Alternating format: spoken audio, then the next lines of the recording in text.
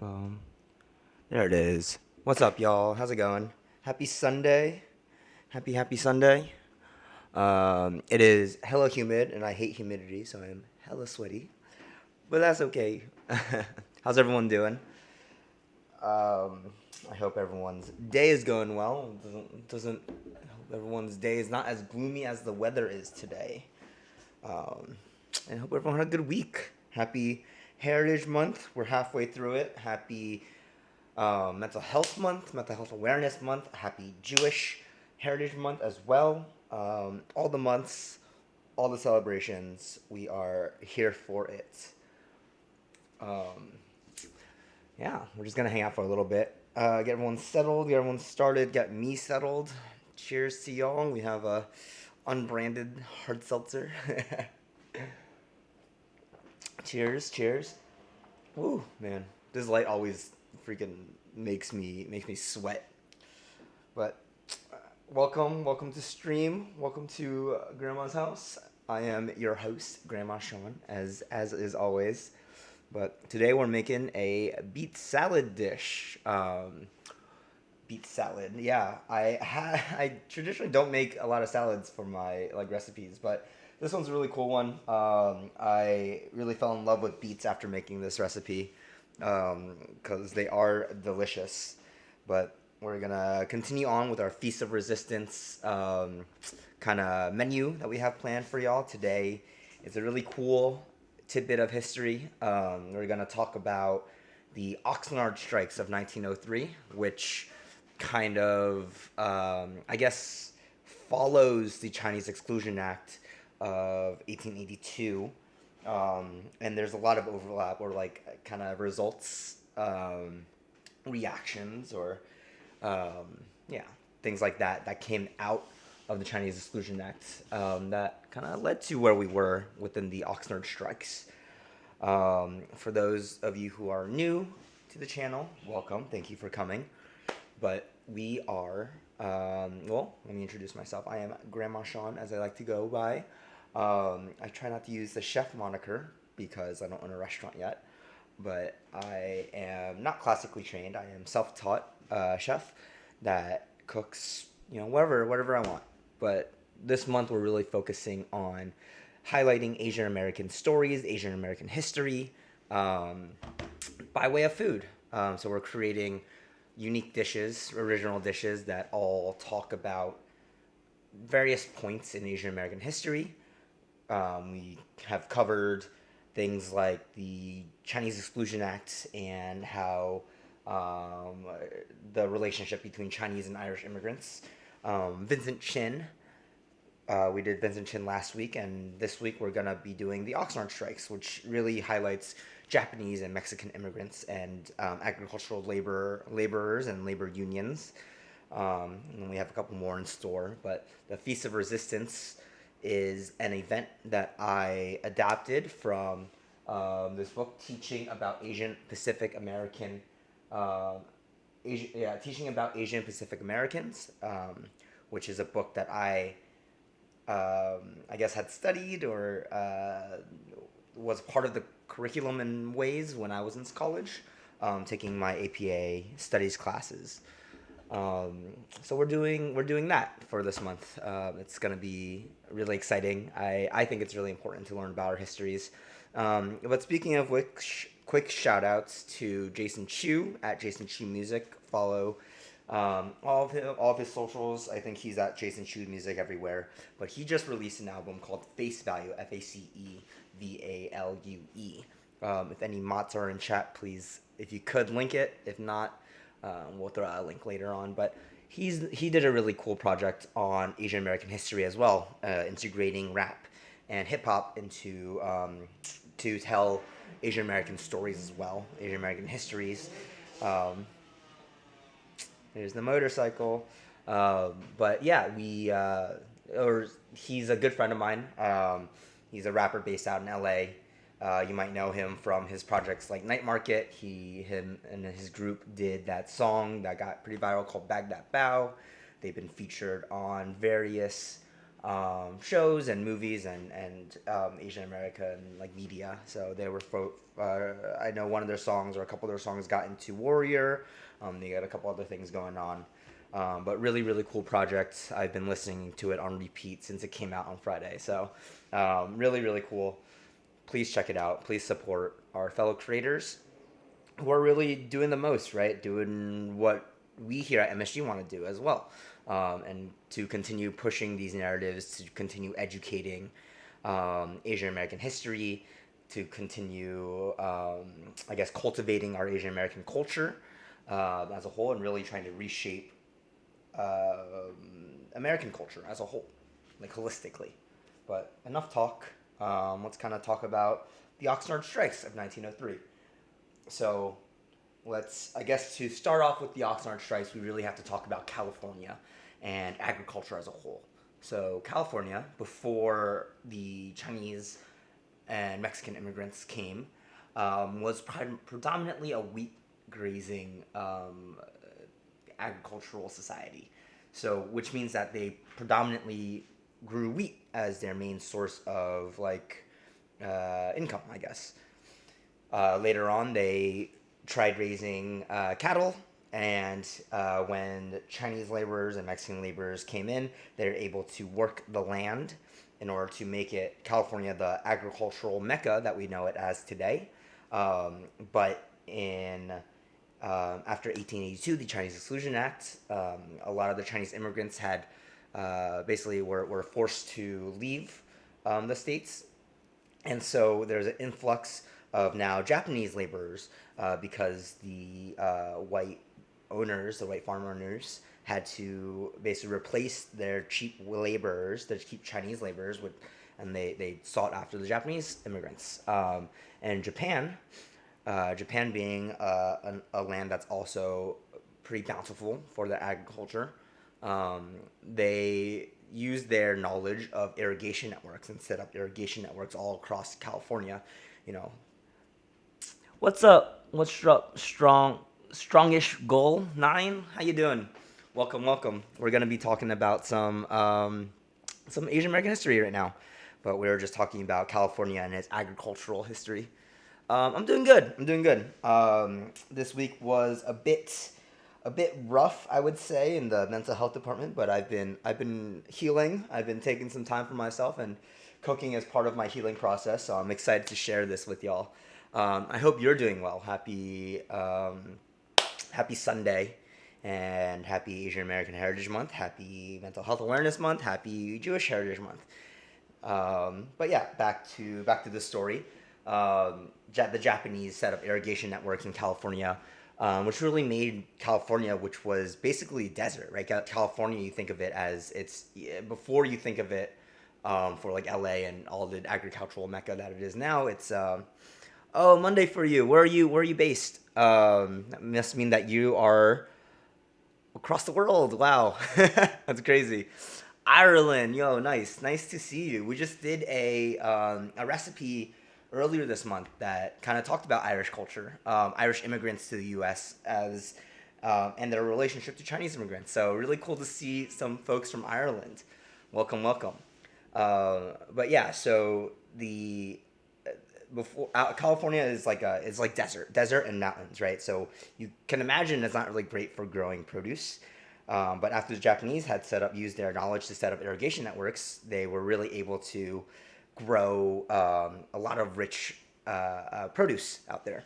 So, with that said, the laborers came into after the 1882, the Chinese Exclusion Act. They hired Japanese immigrants and kept the Mexican immigrants kind of working on their farms.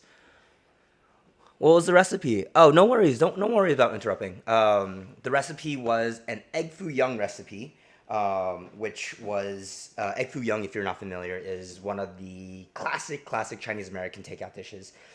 Dates back to the same like chop suey era of cooking. But we did it.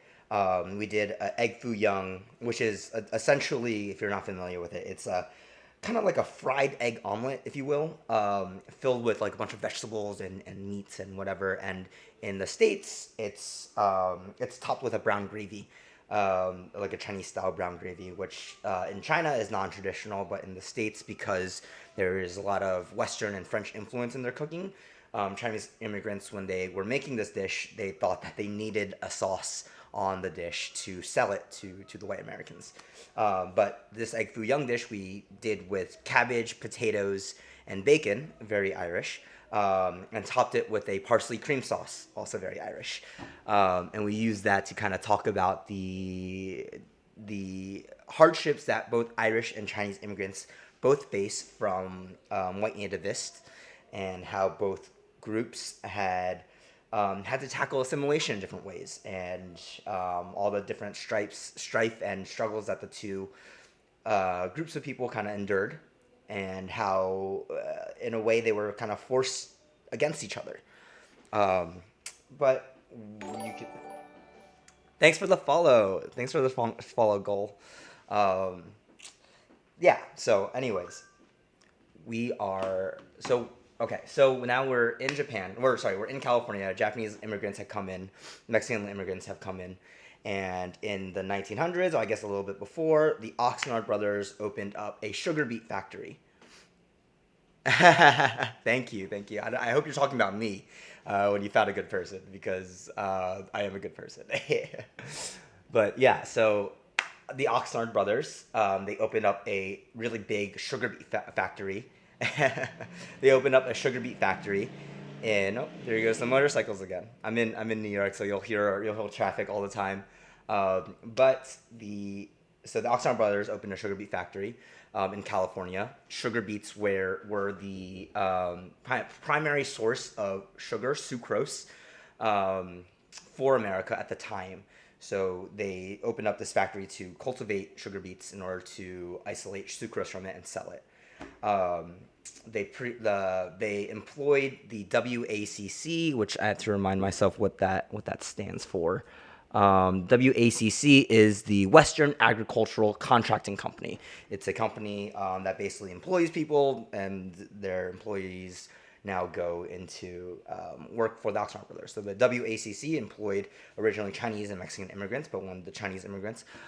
What's up, Zach Mack? Would you smash an egg on your head for $100? Yeah, sure. Why not? I do. I have eggs. Why not? Nothing can't be washed off, right? I do it for If you wanna drop $100 dono, if you wanna drop a sub, we'll make it a sub goal. How's that? $100 dono and 10 subs, and I will do it for you. That's right. What is the rent in New York? Too high. The rent is too high in New York. But yeah, so the Oxnard brothers, they hired WACC. WACC hired Chinese immigrants and Mexican immigrants to work the land. Once the Chinese immigrants had left because of the Chinese Exclusion Act, they hired Japanese immigrants to make up the labor force, because both Mexican and Japanese immigrants were paid basically a ridiculously cheap amount for labor. They're crazy cheap labor compared to their white compatriots, right? But in the 1900s, the Japanese Mexican Labor Association was formed, and it was the first time that it was the first multiracial association or union that was formed in the United States. So that's why it's really significant. Yeah, we are cooking. I'm just giving a bit of a background. We're making a beet salad today. If you use the command !dish, DISH, you can see what the dish is, and also there's a little bit of reading for history. We're doing a whole history and food kind of event this whole month. But so, without further ado, I guess we can get started with cooking too, and we'll talk through this history as we're cooking. But we're making a beet salad. We have a bunch of produce here. I figured that a beet salad was really, really, I guess, proper, not proper, relevant, appropriate. That's the word I was looking for. When do I stream? My schedule. So we will be streaming every Sunday this month, around 7 p.m. Eastern time. So around this time every Sunday. And then after this month, I usually try to stream twice a week, Thursdays and Sundays, roughly around this time as well. So around 7 p.m. Eastern. But this month alone, we're only doing once a week, every Sunday, because we're doing a little bit more education and a little bit more composed dishes, whereas normally we just kind of cook whatever and have a good time in the stream. But we're gonna make a beet salad. It was very appropriate because we are talking about agriculture. If you're awake at midnight, hey, I appreciate you being awake at midnight. Thank you, thank you. We're making a beet salad for to talk about the agriculture industry. I figured a salad would be really appropriate for this. So I'm gonna teach you a couple tricks of roasting beets. It's a roasted beet salad.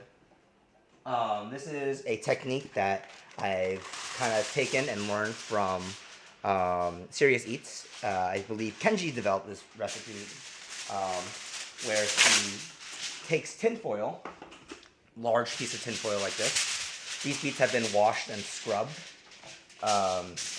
And then he makes a little pocket. Let me move this out of the way. Makes a little pocket here, just folding it in half. The folks over at Serious Eats, you can find a recipe over there too. And then, fold in half, and then he folds the sides in. I fold them in twice to really seal it. And then the other side.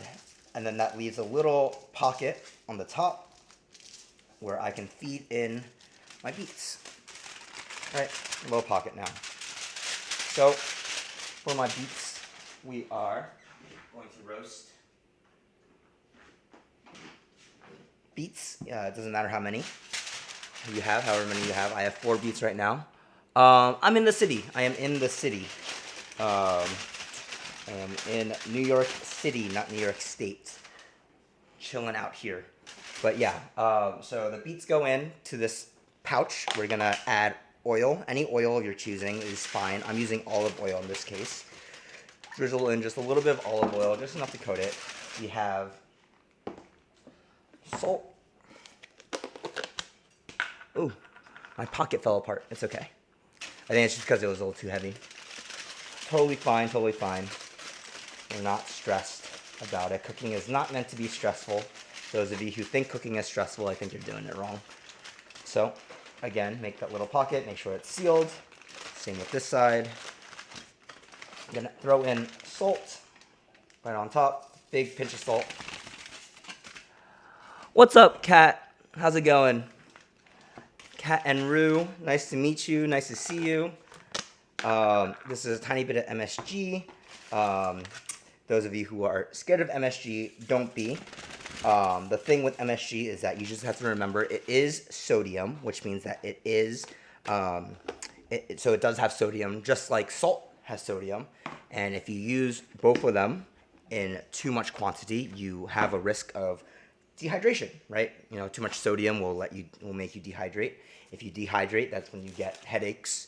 You feel a little tired, fatigued, all the things that the racist folks back in the day would associate with Chinese restaurant syndrome.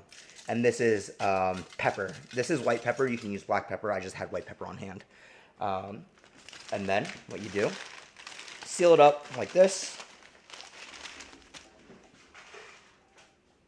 Pop it onto a tray. What does MSG stand for? MSG, the ingredient, or MSG, my company. MSG, the ingredient, stands for monosodium glutamate. MSG, my company, and this humble abode stands for My Sweet Grandma. It's a company I had made. I had founded in honor of my grandma, but really to talk about Asian American culture, really redefine what Asian American cuisine looks like here in the States. And that's kind of our story. But we have our beets on a tray, and then we throw them in an oven at 375 for 1 hour. So this is going in the oven. This oven's actually not on. It's a little prop oven, but it's not a prop oven. Sorry. But we have I had pre-roasted some beets already. They've been cooling down for about 30 minutes, which is what you want them to do. And then what we can do, you'll have beautifully roasted beets. I only have 2 in here, which is plenty for what we're doing. and they are nice and soft, nice and tender. Smell great. They smell like beets, which, if you're not familiar with beets, beets are, or at least they can be, incredibly sweet and very, very earthy. So we're going to peel these. The skin on roasted beets come off super easily. I'm just taking a spoon here and literally peeling away the skin. So this is like the only kind of, I guess, like cooked component of this dish. It is, again, like I said, a salad. So we're really just going to assemble the salad today.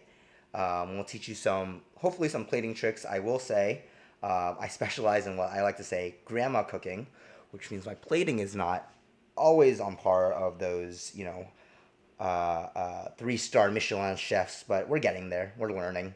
And we can learn together on stream. So, beets, if you're just tuning in now, we're using beets to kind of call out the sugar beet plantation that the Oxnard brothers had started. Again, sugar beets were cultivated and grown to get sucrose, which is basically your table sugar, right?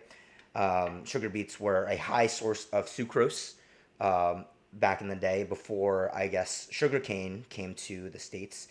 And before it was derived in labs, they used sugar beets. Sugar beets actually don't look like this. They're white. I can pull up a picture in just a second. But the reason why we're doing this dish, again, is to talk about the Oxnard Strikes. So, what are the Oxnard Strikes? I really wish you had AC right now. Is it really hot in Ireland? It's like super hot here too. It's like not hot, but like very humid, and I sweat like I don't know what a good analogy is, but I sweat a lot. I am a very active sweat glands. I've never been to Ireland. I've always wanted to. I've always wanted to travel across Europe and like throughout Europe, but I've never had the chance, never had the opportunity. But low key, I've kind of heard that Ireland's a little boring. So please correct me if I'm wrong. And let me know. But anyways, our beets are peeled. We are doing, so in 1903, the JMLU, the Japanese Mexican Labor Union, was formed, or JMLA, sorry, Japanese Mexican Labor Association. In 2018, it was the worst, 39 Celsius. Dang. So quick math for those of you in the States who can't convert Celsius to Fahrenheit. A good approximation is times 2 plus 30, right? So if I'm in Celsius, I multiply 39 times 2, right? 39 times 2 is, anyone? 78. Yeah, all right, 78 plus 30, 108. So it's not exactly 108 degrees, but that gives you a ballpark number for how hot it is over there, which is incredibly hot. The true numbers, I think, is like 1.8 times 1.8 plus 32. So quickly we can do times 2 plus 30. But anyways, it's just your quick math lesson of the day. I can put away my salt energy. So the JMLU basically organized the strikes against the Oxnard brothers and against the WACC, the Western Agriculture. I always forget the name of this. Western Agriculture Contracting Company, for fair wages. Basically, they were arguing against. They wanted an increase in wages, which was originally promised to them, but never actualized. They were combating. Basically, the WACC had set up this subcontracting system in which basically allowed them to almost double charge their commission fees to their laborers. And they also made them only buy goods. They basically were banned from buying goods outside of the company store, which they also inflated the prices of. So all this kind of ridiculousness that's so crazy to think about now, right? It'd be ridiculous now. People would be rioting, right? And people were rioting back in the day as well. But we have the Mexican and Japanese immigrants to really thank for this. Thanks for the fight. So I believe in February 3rd, 1903, 500 Japanese immigrants and 200 Mexican immigrants, laborers that worked out on the Oxnard farm, banded together and organized strikes. And by March, their numbers increased to about 1,200, which is incredible to think about at the time, right? One of the reasons why the WACC kind of artificially decreased wages or set wages really low was they actually were trying to strategize against immigrant groups and basically pit them against each other, right? They thought low wages would mean competition against these people and the oppressors stay on top. So, something to think about. We have our beets peeled. We're going to chop up some herbs that we have here. So I have mint. And I have shiso. Shiso is sometimes people like calling it Japanese mint. I believe it's in the same family. It kind of tastes like it's in the same family. Yeah, fresh mint is great. Fresh mint is very refreshing and very, very tasty. We're going to use a combination of mint and mint and shiso for this dish because they will both pair really well with the earthiness and sweetness of the beets. All right. So we have mint. We're going to cut this mint as if we were cutting basil, which means we're going to stack them on top of each other. This shiso. And then roll it up like a cigar, as they say, and then just chiffonade it, which means cutting it really thin into thin ribbons. Right. So we're just going to cut this into thin ribbons, and this is going to garnish our salad. So, by March, the numbers of the JMLU had increased to 1,200, and they had organized a strike. They were organizing strikes, I should say. But on March 23rd, this kind of violence kind of broke out during one of the strikes, and unfortunately, Luis Vasquez, he had died in the crossfire, along with there were two other Mexican laborers, and two Japanese laborers who were injured or wounded during the incident as well, and that really kind of pushed the needle, I guess, in the direction. I had fresh Moroccan mint tea once, and it was amazing. Yeah, Moroccan mint tea is really, really strong. Also, really good for digestion. So that's really cool. I'm guessing that's not very readily available in Ireland, potentially. Had it in school, like in high school, college. Is it uncommon? No, not really. Yeah, okay. I figured as much. Okay, so now you see our beautiful ribbons of shiso and mint. We're just gonna leave these to the side here. This will garnish our dish in the future. Now we will cut up some cherry tomatoes or grape tomatoes. These little tiny tomatoes. Here we're gonna use just a handful. We don't have to use too many. And we're going to take a jalapeno pepper as well as a radish. And these will all go onto our salad. Oh, in primary school. Wow. Okay, so March 26th. March 23rd, sorry. Luis Vasquez dies in a horrible incident during one of the riots, and the WACC and the Oxnard brothers tried to actually blame the laborers who were striking for it, but thankfully witnesses had all testified against that and saying that it was actually the white farmers that fired the first shot into the crowd, thus inciting the violence.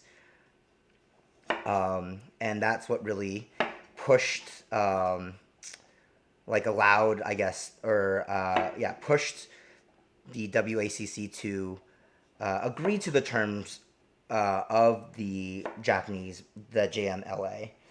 So what that means was that they finally had their increase in wages, and they got rid of their subcontracting system. So a small win.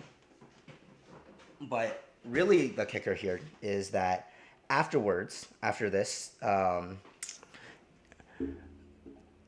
JM, a man named JM Lazarus, he applied to join the American Federation of Labor, the AFL. He was the secretary of the Mexican chapter of the JMLA, and he applied to join the AFL. The president of the JFL saw his application and had heard about their success from the Oxnard Strikes, and responded to him and said, "I will let you and your Mexican laborers join the AFL on one condition, that you will be in support of us in denying access to the AFL for all Japanese immigrants." Lazarus said, "Fuck that." Oh, I just realized I didn't change my title slide. Sorry, guys. Doing some live editing now. Hope y'all don't mind. There it is. Cool. So, Lazarus said, "Fuck that. I will stand with my brothers, with my sisters, with my friends who fought this battle with me." Let me see if I can find his actual quote. Why did they pick and choose? Yeah, right. I mean, it was the 1900s, right? 1900s in America. So, like, they were trying to separate all the immigrant groups because, white people, they wanted to be on top still and wanted to control immigrant groups. And this was one of the strategies that they implemented. So I want to read his quote real quick because I think it's a really powerful quote. So so the president of the AFL had written, "The union must guarantee that it will under no circumstance accept membership of any Chinese or Japanese." Remember, this is following the Chinese Exclusion Act and following all anti-Asian hatred and anti-Asian sentiment in the States, right, which happened in the late 1800s. Lazarus went on to say, "We are going to stand by the men who stood by us in the long, hard fight that ended in a victory over the enemy." So the AFL stood by its decision despite the response from the JMLA. And then proceeded to not allow any Mexican or Japanese immigrants into the association, to the group, right? What's up, Martin? How's it going? Ireland wasn't even independent in the time period you're talking about. That's funny. I don't know much about Irish history. It's something I can read up on, I guess. That's right. Thank you, Nightbot. If you have Amazon Prime account, you can connect your Twitch account with your Amazon Prime account and subscribe for free and give me Jeff Bezos' money. The caveat to this is that you, in order to continue supporting me, you do need to resubscribe every month with your Twitch Prime account, and you can only subscribe to one Twitch streamer per month for free through this. But if you want to, if you're digging what we're doing, then please give us your Twitch Primes. So Lazarus said, "Fuck that. We're going to stand by our Japanese brothers. We're going to stand by our immigrant brethren and fight the good fight." But unfortunately, by Unfortunately, by 1910, the JMLA had to disband and dissolve because they basically just were not powerful enough, right? They didn't gain the support nor had that affiliation because the AFL did not recognize them, and they just did not have the resources to continue. And it would be decades until the AFL would allow immigrants, people of color, into their association. But something really cool about this is if any of y'all are familiar with Cesar Chavez is, I guess, really a pioneer or like a, you know, the OG, if you will, for labor rights in America. He was 11 at the time and grew up in Oxnard, California, and was there during these riots. So he went on to kind of continue these fights for the people. So, in honor of all this, we are making this beet salad that combines together Mexican ingredients, Japanese ingredients, and their flavors into one dish of solidarity, one dish of union, to highlight this history. So, we have beets, we have our shiso and mint. Shiso, again, is like Japanese mint. We have our jalapenos, our radishes, which are very common in Mexican cuisine, and cherry tomatoes. We're going to make a crema now out of some Mexican sour cream. So, a dollop of Mexican sour cream. We don't need too much. And then we have some cotija cheese, queso cotija, which is it is a Mexican cheese that is kind of similar to Parm. It's like salty and very sharp, very crumbly. It comes in like this powder usually. And then we're going to add a little bit of miso. In the recipe that I developed, I recommend using shiro miso, which is white miso, because it's not as strong. And the flavors will complement this a little bit better, but I have red miso, aka miso. How do you spell shiso? That's right, it's Shiso. Without you don't need any accent on it. That's the English way of spelling it, the Roman way of spelling it, I guess, or using the English alphabet, or Roman alphabet. I don't know. I'm always bad at that.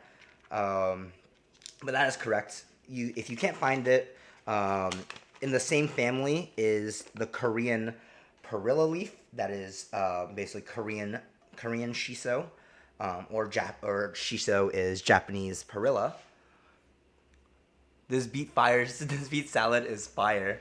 You haven't even seen it yet, Kat. How do you know it's fire? How do you know it's fire? I guess just from the story, huh? Okay, so we're gonna mix together the sour cream, the cotija, and the miso until it's all one mixture, and this will kind of dollop our plate because I'm making it and the ingredients. Well, thank you. I hope it's even more fire when you see the final product, the final dish. So, all mixed together. I'm gonna give it a little taste. It's good, very strong, which is what we want. There's not too much seasoning in this dish as a whole. We're going to add a tiny bit of honey just to help round out the flavors. Introduce a little bit of sweetness into the sauce. We don't need much, just a little bit, little squeeze. This sauce is going to act as a complement to the full dish, right? And now we will taste again. How long have I been streaming? I've been streaming since April. Ooh, that's delicious. I've been streaming since April. Getting a little bit more serious about it this month, because we are doing this event that I've dubbed, again, the Feast of Resistance. So now we're done with the cotija cheese, and now we're gonna make our dressing. So our dressing is ponzu dressing. Ponzu is basically like a citrus soy sauce. You can buy ponzu at an Asian food market. You can also make ponzu or make something similar to ponzu by just using soy sauce and citrus, maybe a little bit of sugar to help round it out. I have this ponzu here. This is actually a ponzu concentrate, so I don't need too much. I'm just going to put a little bit in here just to get it going. I have mirin, which is Japanese sweetened cooking wine, or sweetened rice wine. This will be our sweetness in it. Some rice vinegar. I only have dark soy sauce. Dark soy sauce, unfortunately, is not the same as light soy sauce. It is not as salty, but really good for color in a lot of dishes. A lot of Chinese people use dark soy sauce just for color, as well as a little bit of rounded flavors. If you can use it, it just won't be as salty, which is totally fine. As one of my favorite YouTubers, food YouTuber says, this is Views on the Road. Shout outs to Views on the Road, as they say, make it comfortable for your kitchen. Which I love. I love that they say that, because truly that's what cooking for me is all about. Doing things. I put it in my noodles. That's right. Is working with what you have. That's how I cook. I work with what I have and make things taste good. I really try to teach about balancing flavors and the things that I think about when trying to balance flavors. So here, what I'm doing is I'm trying to make salty and umami, sour, right? Sweetness. And now this is for body. I'm now creating a vinaigrette by streaming in olive oil that I'm going to whisk in. So just stream in olive oil until it emulsifies a bit and gets a little bit thicker. It'll get lighter in color slightly and a little bit thicker.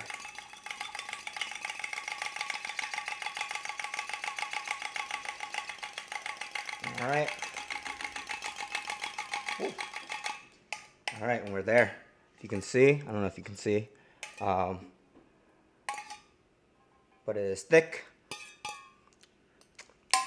Give it a taste. I think it's perfect. Sweet, acidic, citrusy, salty, has body. Love the coat of oil. All right, next thing we're gonna do. I have oranges. I have both a blood orange and a regular orange. This is a navel orange. I'm going to cut up both. We might not use both, but I'm going to cut them both up just to see. Because this is such a simple dish, we want the colors to really pop out on this dish. So I'm going to do some orange supremes, which means I'm going to basically cut wedges of flesh from this orange by shaving off the skin here.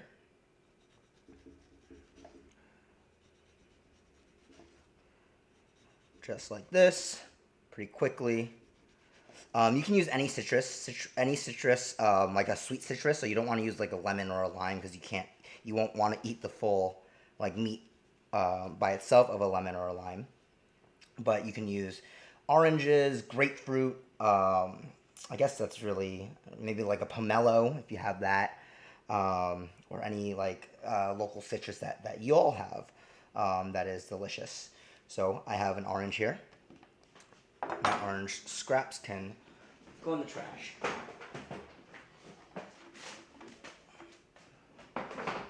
What is kimchi? Kimchi is a fermented cabbage of Korea. So actually, well, sorry, let me rephrase that. Kimchi is not a fermented cabbage. There is a kimchi cabbage, which is the most familiar kimchi. Kimchi is really a process. Is a process of fermentation that is local to Korean culture. And they have many different kimchis. They basically kimchi a bunch of vegetables, and they even kimchi like meat sometimes. But it is a preservation technique. It is a fermentation technique that mixes, I guess, since the New World. It didn't always mix this, but since the New World, it mixed Korean chili pepper along with other seasonings. But usually there's this like kind of rice mash that helps promote the fermentation. Sometimes it has like fish sauce in it, and it is a delicious treat and like side dish for Koreans. So we have these orange supremes now. I just kind of cut across each of those segments. I'm gonna cut these in half because they are a little big. We won't use all of this because we only have 2 beets, and this is going to be a small salad that we're preparing. So, but I will cut all of them just for my OCD sake. And then I also want to cut. I'm gonna do the same thing to this blood orange because blood oranges are beautiful, and I have them, and I want to use them. So, this blood orange we're gonna cut. Look how pretty this is. Oh man, this ruby red, even more like a crimson red color on these blood oranges. I think that's gonna be hecka delicious. All right. So, again, cut off all this. What county are you a descendant from? What do you? I don't know. I don't know what you mean by that question. But I grew up in New Jersey. So county in Central Jersey is where I hail from. If you're talking about my cultural heritage, I am Chinese in heritage. That's my family is from the Fujian province of China, which is from southern China.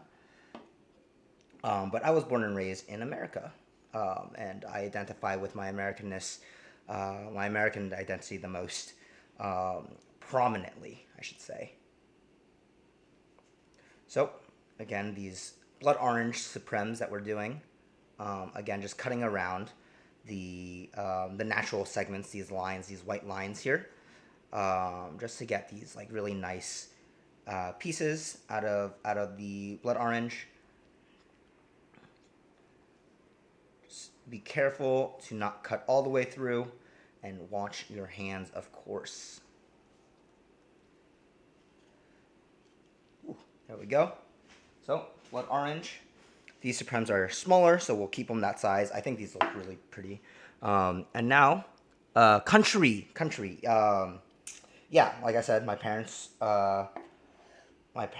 are from China. I was born in the States. So take with that information what you will. Now I'm going to quarter the beets and then cut them in half again into eighths, so I get these nice wedges. I'll do the rest for these ones too.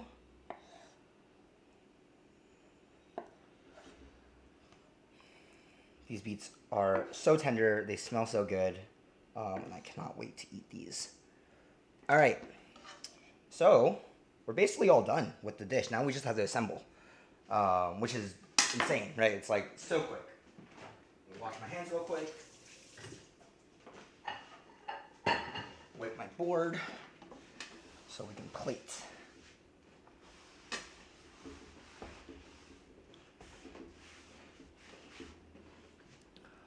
That's almost exact same story as my friend, but swap America with Ireland. Oh, that's cool.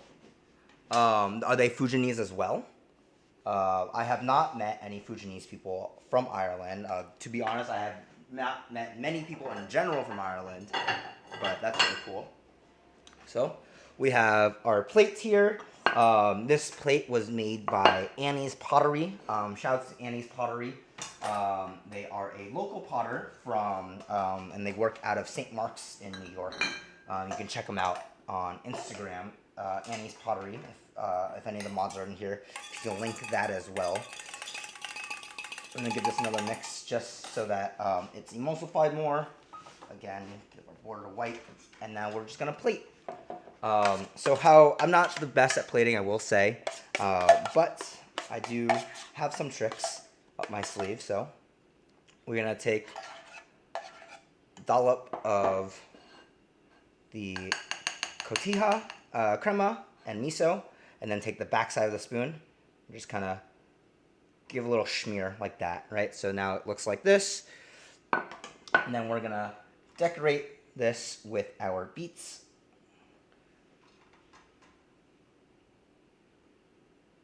Just a few beets here and there.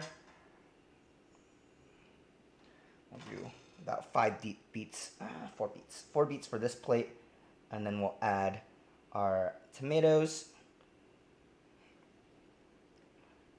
kind of around the dish here. We'll do 4 pieces of tomato as well. Then some citrus. They tease me by speaking Chinese, though it's actually really funny. You should learn some, man. You should learn some Chinese. Actually, I'm gonna use these regular oranges because I like the contrast of color with them. So these oranges will go kind of along the plate here as well. We're gonna do again 4 of them so everyone can have an equal bite of ingredients. Some really beautiful radishes, 1, 2, and 3. That's fine. So some nice radishes that we'll dot the plate with, just like this. Then we're going to spoon over our dressing.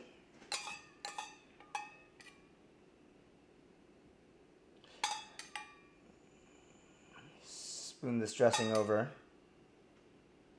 just to season it all. We'll add a little bit of Malden sea salt, which is crunchy salt, flaky crunchy salt, on top of the beets and the tomatoes, just to help season it. All right, just a little bit. And finally, we'll top it with Xi Jinping's big nose. That's funny. Okay, and then we'll garnish it with this shiso and mint mixture. This will help perfume the dish. I also forgot, I was going to add Mexican oregano to this dressing, but it's okay. Totally fine without it. And then what I want to do is top it with a little bit of furikake. Furikake is a Japanese topping. They usually top it with rice, but this one has sesame seeds, some seaweed, and it is sweetened with a little bit of salt as well. So buried underneath all of these toppings, we have our salad. Oh, one of the lights, and then a little bit of olive oil just on top, just to finish the dish. All right. Oh, my lights are flickering. Now, let me show y'all the final dish. And also let me fix this light real quick.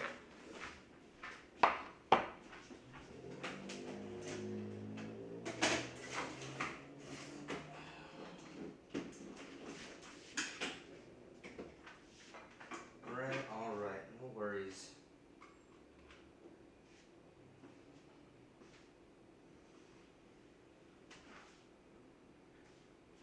that working?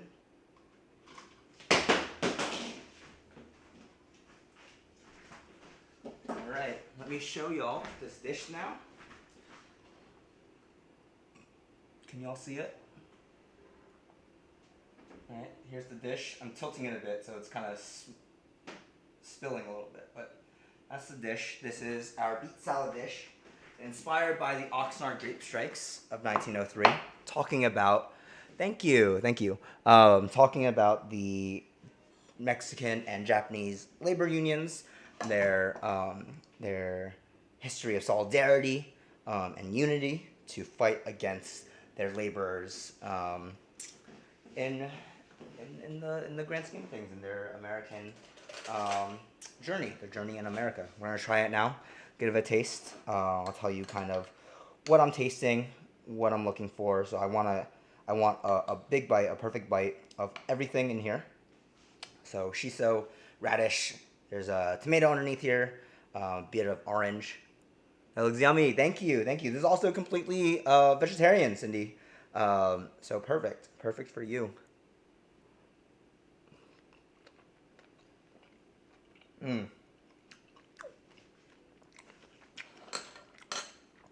That's so good. Mm-mm-mm.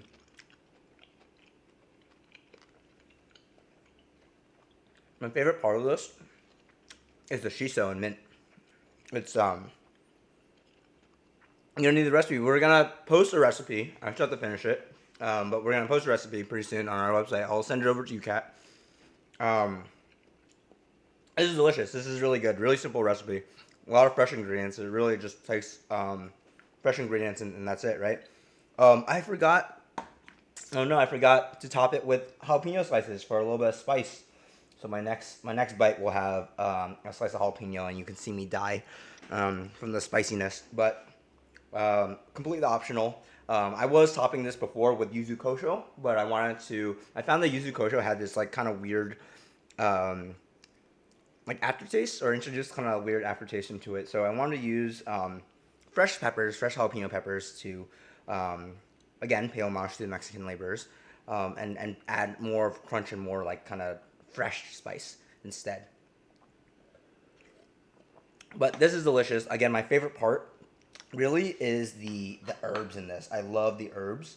The beets are incredibly sweet, perfectly roasted, nice and tender. The citrus, the orange, really adds a burst of juice and freshness. And the radishes, I think the radishes are also really key because they add crunch and texture to this dish. So here, another bite with the jalapeno. Mm.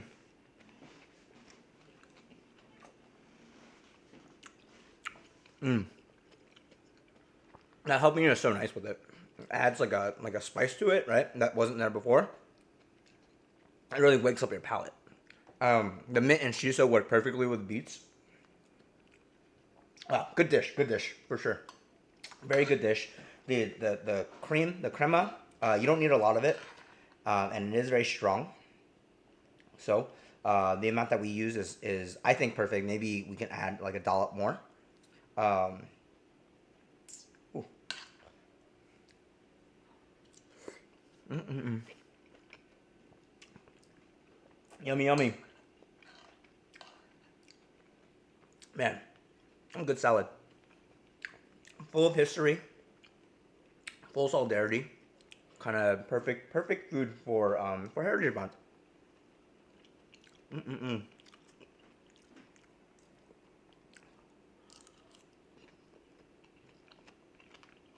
Mm. Yum, yum, yum. Oh, spicy.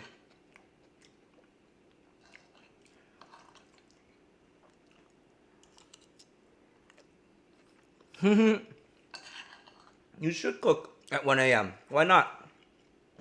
Why not? Why not? Um, this reminds me, Mark, I forgot to take a picture again.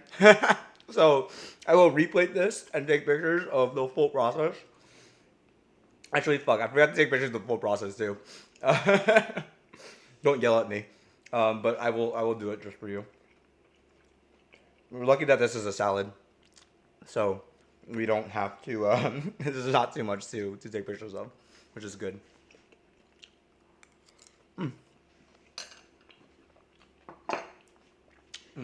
Love the mint. The mint is so good. Mm. Wow, that was tasty. Yeah, so really simple dish, like I said. Um, it's just a salad. The only cooking that we did was the beets. Um, which reminds me, I have more, which I will roast. I will roast at the end of the stream. Um, but yeah, that's the dish, y'all. Thanks for listening. Mm. Thanks for tuning in. I still have to make dinner for myself. You gonna drop something loud? When you cook, you mean?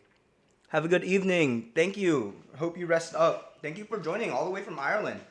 Hope to see you again. Like I said, we are streaming around this time, around 7, sometimes around 6. It's like our my Eastern time zone dinner time, every Sunday this month. Doing different dishes across, all inspired by Asian American history. Um, like I said, just to recap, this dish was talking about the Oxnard Strikes in 1903. where Mexican and Japanese laborers joined together in the first multiracial labor union ever formed in the United States. This was to commemorate those hard workers, those laborers, and the union workers that set the precedent for fair wages and worker equality, that cultivated the late great Cesar Chavez, in his quest for workers' rights, and showed even with a Trojan horse hanging in front of them, that Mexican and Japanese people stood in solidarity with each other and remembered that their allyship was greater together than it was separate. So, thank you all for joining. Thank you for being with us today. Remember to cherish our elders. Reach out to a loved one. Call your grandparents if they're with you. And thanks again. We'll see you hopefully next week. Bye-bye.